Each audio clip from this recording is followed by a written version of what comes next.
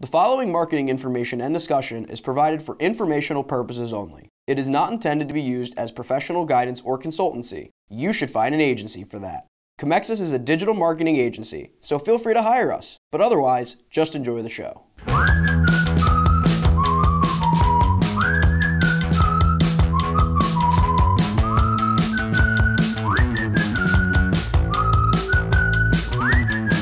Hello everyone, welcome to The Buyer's Journey by Comexis, a discussion-based podcast on the ever-changing marketing landscape.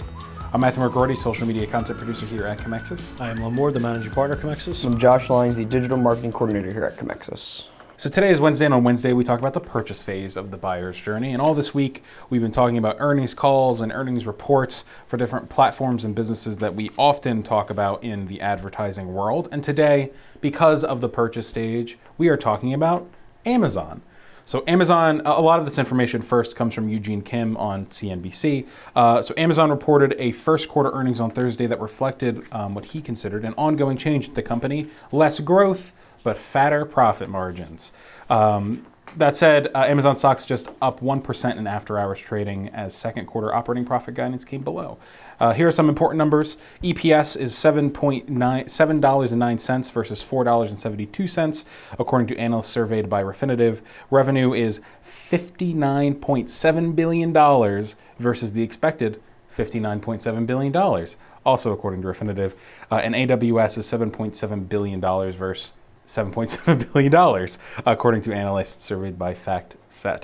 So Amazon's revenue came to a slowdown across the board. Its total revenue grew 16.9% compared with a year ago, representing the slowest expansion since the first quarter of 2015. North American revenue saw a 17% increase compared to last year's 46%. International growth dropped 9%, down from the previous year's 34th. Amazon's advertising business, which is looped into its other category, which we've mentioned before, they kind of group it all together, so you have to take a little bit of a guess there, significantly slowed down, seeing only 34% revenue growth to $2.7 billion after growing at least 60% in the past 5 quarters. Its physical stores revenue, primarily consisting of Whole Foods sales, grew just 1% year over year to $4.3 billion. Amazon's cloud service, meanwhile, continued its solid growth with a 41% sales increase, although that was a deceleration from last year's 49% growth rate. Investors are seeing more profitability from Amazon in exchange. Net income hit a record of $3.6 billion, and its operating profit of $4.4 billion represented a 7.4% margin, up from last year's 3.8% margin. And a lot of the margins are coming from growth in businesses like cloud, advertising, and third-party sellers, where profits are bigger but total sales are smaller. And then also Amazon announced that it has more than 30 million active users for Fire TV streaming, which is more than Roku's $27 million in active accounts announced in January. Amazon's also one of the best performing big tech stocks this year, up 28% in 2019. It's currently the third most valuable company in the world behind Microsoft and Apple. What do we think about that? I mean, for Amazon, what we focus on, for Comexis is that if you are if you're an e-com company, or if you're a company that has a product for sale, and I guess in larger volume, this is where the earnings reports would come in for us, and we would take a look at it.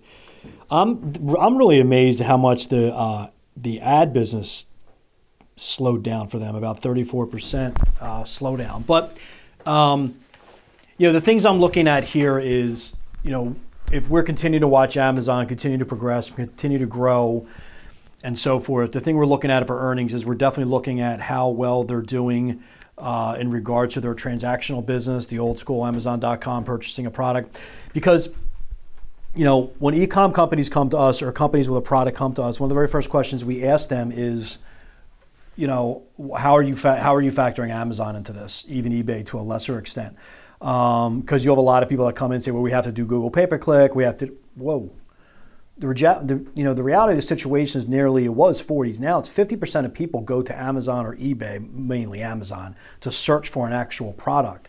So your ad dollars, so again, when we come and we're allocating a budget and where should we put our money at, and we always have said historically you should be at 40% Google properties, which includes YouTube, 40% that includes Facebook, Instagram. The reality of the situation is that if you're only then at 20% Amazon, you should be a little more than that. So Amazon, you should actually be about 30 to 35% of your entire investment should be over there. So when I look at earnings reports for this, That's the kind of thing I'm looking for. I'm looking for, growth in users, which is opposite of what I say on Facebook, and those types of numbers for Amazon.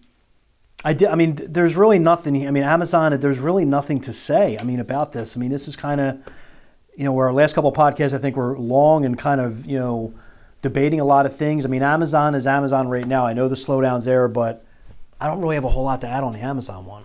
Yeah, I think, when we talk about their drop in their advertising business a little bit, we also can see things that they're doing to counteract things like that. So, for example, they're going to be, at the moment, it's select advertisers, but video ads on the top of mobile searches. So when that opens up to basically anybody, or any business rather, can put an ad there, that's probably going to increase their ad business pretty well. Obviously, that depends on if they open it up. I'd be shocked if they did not.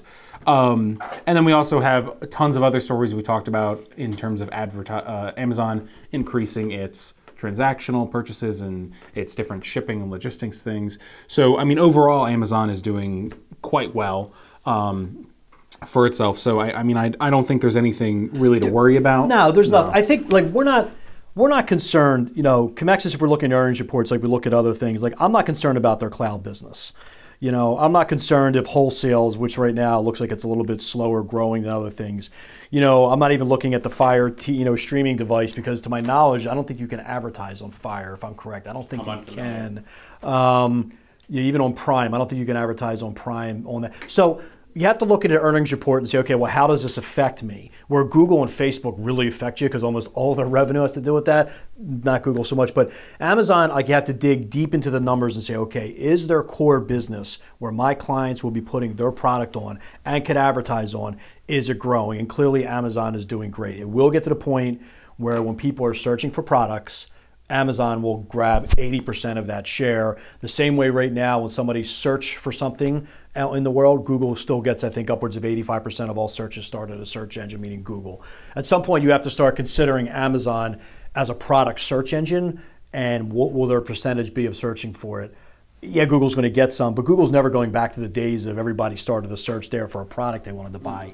So those are the numbers I'm looking for, and everything obviously is still in line. And because of this earnings report, if e-com companies come to us, and I'll be honest, it's not, Comexis, we don't deal with a whole lot of e-com companies. My recommendation would be to really look at the vehicle of their advertising division and try to find out exactly what we can do there. And if we felt as if it was right for the client, I would recommend upwards of 35% of your ad dollars should go in there, and then a retargeting campaign to follow it. But that's all I got. All I see on the reports there. All right. Any thoughts, Josh?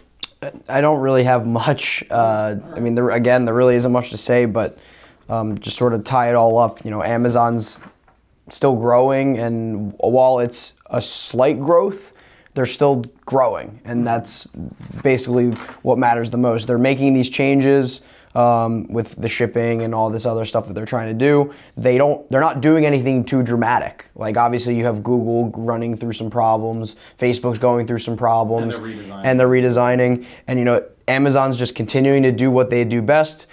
A small growth is better than no growth. And they're working out. They're hitting their expectations. Exactly. Literally on the dot. And then obviously EPS is almost not double. It's a third higher or something like that. So they're definitely hitting what they're expecting. So everything's rolling for them. So it shouldn't be a shock that it's a small growth when everything they're doing is continuing to just work well and. Well, thank you everybody for tuning in to today's episode of The Buyer's Journey. Check us out on Comexis.com, YouTube, and anywhere you can get your podcasts. And please follow us on Twitter at @buyers_journey. Thanks for listening.